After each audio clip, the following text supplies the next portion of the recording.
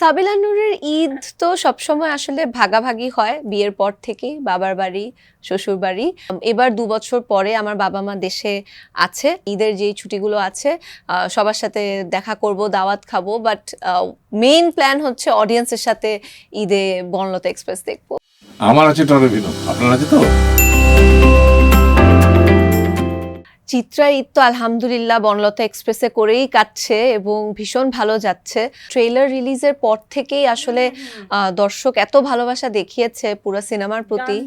হ্যাঁ হ্যাঁ, তো সবকিছু মিলে ঈদটা আসলে এবার বনলতা এক্সপ্রেসকে ঘিরেই অডিয়েন্সের সাথে সিনেমা দেখাকে নিয়েই আমার এবারের ঈদ। সাবিলা নূরের ঈদ তো সবসময় আসলে ভাগাভাগি হয় বিয়ের পর থেকেই, বাবার বাড়ি শ্বশুর বাড়ি।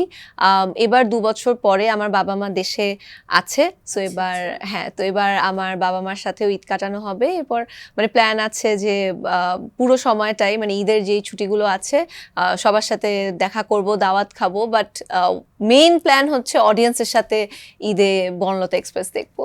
আমি তো চাইবই মানে তোমাদের সবার সাপোর্ট থাকলে সেটা তো ডেফিনেটলি, তবে প্ল্যান করে না, আমি বলছি আমি যখন মানে আমাকে অনেক বছর ধরেই সবাই জিজ্ঞেস করছিল যে সিনেমা কবে আসবো, এবং আমার শুরুতেই ইচ্ছা ছিল যে আমি এমন একটা সিনেমা করতে চাই যেটা মেগাস্টার শাকিব খানের সাথে এবং যেটা ব্যবসায়িকভাবে সফল হবে একটা সিনেমা, মানে আমার প্রথম সিনেমাটা যেন এরকম হয়।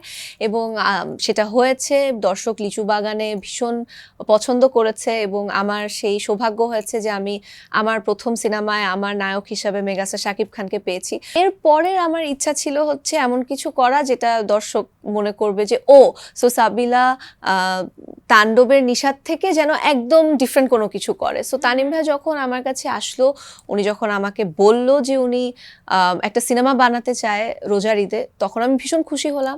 তারপর যখন বললো যে হুমায়ূন আহমেদ স্যারের কিছুক্ষণ উপন্যাস অবলম্বনে, তখন একটু নার্ভাস হলাম, কারণ হুমায়ূন আহমেদ স্যারের বিশাল বড় একটা ফ্যান বেজ, আমাদের দেশে সবাই হুমায়ূন আহমেদ স্যারের ভক্ত, তার লেখা পড়ে এক্সাইটমেন্ট আর একটা রেসপন্সিবিলিটি, কারণ পাঠকরা বই পড়ে চিত্রাকে একটা ভাবে ইমাজিন করেছে, আমি আসলে সেই ইমাজিনেশনের সাথে কতটুকু তাল মিলিয়ে ক্যারেক্টারটা প্লে করতে পারবো।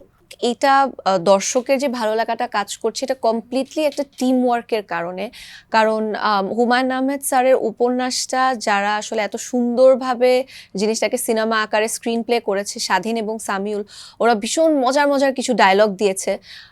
সেই সাথে আমাদের যারা টিম ছিল, মানে সেট যিনি বানিয়েছে রাজিম ভাই, মেকআপে সেতু আপু, কস্টিউমে তানিয়া আপু, আমাদের ডিওপি পলাশ ভাই, এবং যারা ক্রু ছিল সবাই আসলে এত ডিসিপ্লিনড এবং এত এফিশিয়েন্ট যে মানে ওনারা তাদের একদম জীবন দিয়ে কাজটা করেছে। আর সেই সাথে যদি আমি আমাদের অ্যাক্টরদের কথা বলি, যখন আসলে মোশাররফ ভাই সেটে থাকে, যখন শ্যামল ভাইয়া, মমো আপু, শামিমা নাজনীন আপু, আবার ওদিকে চঞ্চল ভাইয়া, বাঁধন আপু, শরীফুল রাজ, এরকম আর্টিস্ট থাকলে তো আসলে কোনো কথাই নাই।